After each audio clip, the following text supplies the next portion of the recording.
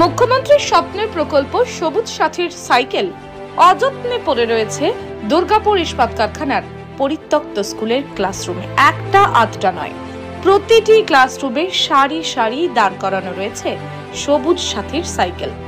সাইকেলের সিটে পড়েছে পুরো ধুলোর আস্তরণ, সাইকেলের হ্যান্ডেলে মোর্চের দাগ।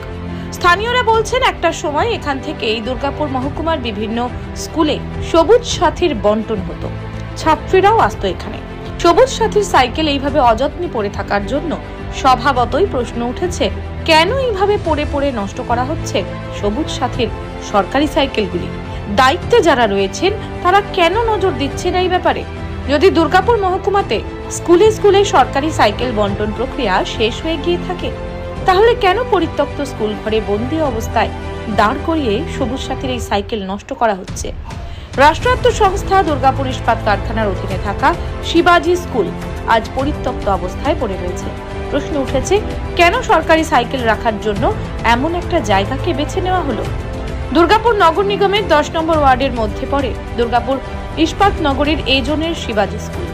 স্থানীয় প্রাক্তন তৃণমূল কাউন্সিলর রাজীব ঘোষ হতবাক এই ছবি দেখে ক্ষোভ উগড়ে দিলেন এক শ্রেণীর সরকারি আধিকারিকদের বিরুদ্ধে। বললেন, এরাই সরকারকে কালিমা লিপ্ত করছে। মানে শিবাজি স্কুলে সবুজ সাথী সাইকেলের পার্টসগুলো আসতো এবং ওখানে অ্যাসেম্বলিং হতো।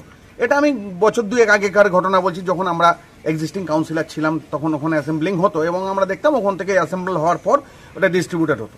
তো আপনাদের কাছে আমি শুনলাম, তো এটা তো মানে মুখ্যমন্ত্রীর স্বপ্নের প্রকল্প। উনি চেয়েছিলেন যে ছোট ছোট বাচ্চাদের যাতে অসুবিধা না হয়, তারা সাইকেলে স্বচ্ছন্দে পড়তে যাবে, তাদের মানে পরিশ্রম লাঘব হবে। তো তার যদি এরকম অপব্যবহার হয় সেটা তো খুবই দুঃখজনক। এবং আমি নিশ্চয়ই এটা আপনাদের কাছে শুনলাম, নিশ্চয়ই জানাবো। এবং আমার যিনি মন্ত্রী রয়েছেন এই বিধানসভার প্রদীপ মহিন্দর স্যার, ওনাকেও আমি ইমিডিয়েটলি জানাবো। আর যারা এটার দায়িত্বে আছে, আমি তো বলবো যে এটা সঠিক রূপায়ণ না করতে পারাটা একটা অন্যায় কাজ। আমি বলবো অন্যায় কাজ। কেননা যদি এখানে রিকুইজিশন না থাকে তো যে ডিস্ট্রিক্টে বা যেখানে রিকুইজিশন আছে সেখানে পাঠিয়ে দাও। কিন্তু এই সরকারি টাকায় এত এত এত জিনিস যেটা আপনারা বলছেন এটা এইভাবে নষ্ট হচ্ছে, এবং যারা এটা রূপায়ণের দায়িত্বে রয়েছে যে আধিকারিকরা, আমি তো বলবো তাদের ত্রুটি। এবং এক শ্রেণীর আধিকারিক আমরা দেখেছি, আপনারাও দেখেছেন, যে ইন্টেনশনালি গভর্নমেন্টকে হেকল করা, হ্যারাস করা, গভর্নমেন্টের বদনামের করার একটা চেষ্টা করে। এবং এরা অনেক আগে তারা রিক্রুটেড এবং এরা ইন্টেনশনালি গভর্নমেন্টের ভেতর থেকে গভর্নমেন্টকে বদনামের একটা চেষ্টা করে। এটা বিভিন্ন দপ্তরে আমরা দেখেছি এবং এখানেও সেরকম কিছু ঘটছে কিনা নিশ্চয়ই এটা আমি আমার উচ্চ নেতৃত্ব এবং মন্ত্রীর নজরে আনবো। জেলা স্কুল পরিদর্শককে চিঠি দিয়ে বিষয়টি জানানো হবে জানালেন অতিরিক্ত সহকারী স্কুল পরিদর্শক কানাই লাল দে। আমাদের স্কুল ওটা নয়, তবে আমি ডিআইয়ের সঙ্গে কথা বলবো এই নিয়ে। দেখছি কি জানাচ্ছি, সবুজ সাথী সাইকেল তো আমরা একটু খোঁজ নিয়ে দেখছি।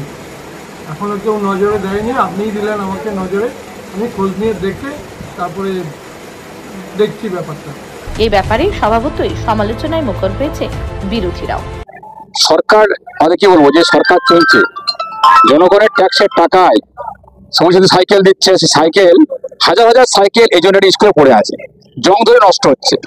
লজ্জা পাওয়া উচিত সরকারের।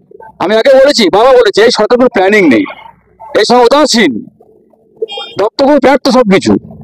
তার কারণ একটাই, এই যে এত সাল অর্ডার দেওয়া হয়েছে, কোনো দেব নেতার ভাই নাই ভাইপো না জামাই কেউ যুক্ত আছে, অর্ডার দিতে হয়েছে, কাটমানি চাই, পয়সা চাই, টাকাও পেয়ে গেছে, আর কাজে লাগছে না। জং ধরে পড়ে আছে হাজার হাজার সাইকেল। এটা কার টাকা? আপনার আমার ট্যাক্সের টাকা এই সরকার চালাচ্ছে। লজ্জা পাওয়া দরকার, সরকার লজ্জা নেই তোদের। বারবার বলেছি, বলে লাভ নেই। মানুষ দেখছে, তার বদলা 26-এ নেবে। তার প্রস্তুতি শুরু হয়ে গেছে, কামডাউন শুরু হয়ে গেছে। মোদিজি আসছেন, মোদিজি বার্তা দেবেন, আমরাও তৈরি, জনগণ তৈরি, পাবলিক তৈরি এই সরকারকে। আর মানুষ একদিন দেখতে চায় না, কিন্তু আর কয়েক মাস বাকি আছে। মানুষকে বলবো, ওয়েট করুন কয়েক মাস, আর মোদির সবাই আসুন। আর এই সাইকেল কেন? সাইকেল, রাস্তাঘাট, বিদ্যুৎ, কারখানা চুরি হয়ে যাচ্ছে, লুটফুটে খাচ্ছেন, ডিএসপির টাকা কন্ট্রোলে কাজ করছেন, 9 টাকা মানে 4 টাকা দিয়ে কাজ করছেন। কোথায় সব? এই সমস্ত বদল জায়গা নিয়েছে, 26-এ পূর্ব নিয়ে নেবে, চিন্তা করার কারণ নেই। এদের কাছে এর চেয়ে বেশি কিছু আশা করা যায় না। পুরো দলটাই চল তৃণমূল কংগ্রেসের নিচ থেকে উপর পর্যন্ত চড়ে ভর্তি, চর্যবৃত্তি করা কাজ। এরা হয়তো সাইকেলগুলো সরিয়ে রেখেছিলেন, পরবর্তীকালে ওইখান থেকে বেচে টেচে দেবেন বলে বা কোনো জায়গায় পাচার করবেন বলে, কিন্তু পারেননি। শিবাজি স্কুল দীর্ঘদিন ধরে বন্ধ, সেই সুরহারকারি সেই ডিএসপি সেই স্কুলে এত সাইকেল কি করে এত বছর ধরে পড়ে রইল, আর সেগুলো কেন সেখান থেকে সরানো হলো না, এটাই তো সবচেয়ে বড় প্রশ্ন। আজ কয়েক বছর ধরে সাইকেলগুলো ওখানে পড়ে নষ্ট করা হয়েছে, জং ধরেছে। সেই সাইকেলগুলো কোনো জায়গায় বার করে বিক্রি করার চেষ্টা হয়েছিল। আমরা চাইবো অবিলম্বে ঘটনার তদন্ত এবং যারা এই ঘটনায় যুক্ত তাদের উপযুক্ত শাস্তি দেওয়া হোক। কারণ তৃণমূলের কোন কোন নেতা, কোন কোন শিক্ষক সেলের নেতা এর মধ্যে যুক্ত আছে সেটা খুঁজে বার করার চেষ্টা হোক। দুর্গাপুর থেকে Chanchal Chowdhury report, canvas time. মন যখন যাচায় হাতের কাছে পায় নালন্দা ফরচুন পার্ক। দরজার সামনে জাতীয় সড়ক, জানলা খুললেই এয়ারপোর্ট, পা বাড়ালেই রেলওয়ে স্টেশন, ইচ্ছে হলেই পছন্দের বাজার, মিনিটের মধ্যে স্কুল, কলেজ, হাসপাতাল। নালন্দা ফরচুন পার্ক, গোপাল মাঠ, দুর্গাপুর, পশ্চিম বর্ধমান। দক্ষিণবঙ্গের বেস্ট লোকেশনে হাতের মুঠোয় উন্নত জীবনযাপন। নালন্দা ফরচুন পার্ক, আপনার একান্ত আপন বাড়ি। সহজেই স্বাস্থ্যসাথী কার্ডের মাধ্যমে সুচিকিৎসার একমাত্র প্রতিষ্ঠান citizen hospital, Bidhannagar, Durgapur. Helpline number 9800897855। অ্যাপয়েন্টমেন্টের জন্য ফোন করুন 7477783932 কিংবা 9933475697 এই নম্বরে। প্রিয়জনের অসুস্থতায় দিশাহীন, চিকিৎসার সঠিক দিশা পেতে ফোন করুন 7477716138, 7477717139 এই নম্বরে। শহর দুর্গাপুরে চিকিৎসার নতুন দিশা life care hospital. Life care takes care of your health. প্রবীণদের জন্য রয়েছে বিশেষ ছাড়। স্বাস্থ্যসাথী সহ সমস্ত মেডিক্লেম ইন্স্যুরেন্সের চট জলদি সমাধান। অভিজ্ঞ চিকিৎসক মন্ডলীর দ্বারা সঠিক রোগের নির্ধারণ ও চিকিৎসা।